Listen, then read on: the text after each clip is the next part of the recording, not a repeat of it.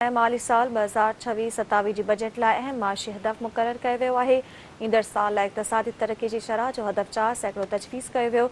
ईंदड़ बजट में सरचार्ज जी सूरत में अवाम खां सरासरी तौर ते 2156 अरब रुपया सालियानो वसूल करण जो मंसूबो जोड़ियो वियो आहे।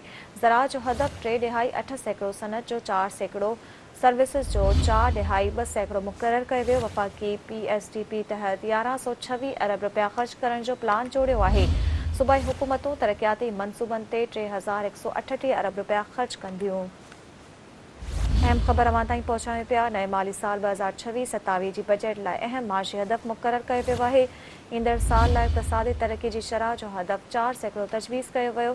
ईंदड़ बजट में सरचार्ज जी सूरत में अवाम खां सरासरी तौर ते 2156 अरब रुपया सालियानो वसूल करण जो मंसूबो जोड़ियो वियो आहे। ज़राअत जो हदफ़ 3.8%, सनत जो 4%, सर्विसिस जो 4.2% मुक़ररु कयो वियो।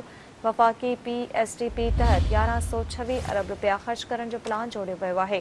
सूबाई हुकूमतूं तरक़ियाती मनसूबनि ते 3138 अरब रुपया ख़र्च कंदियूं।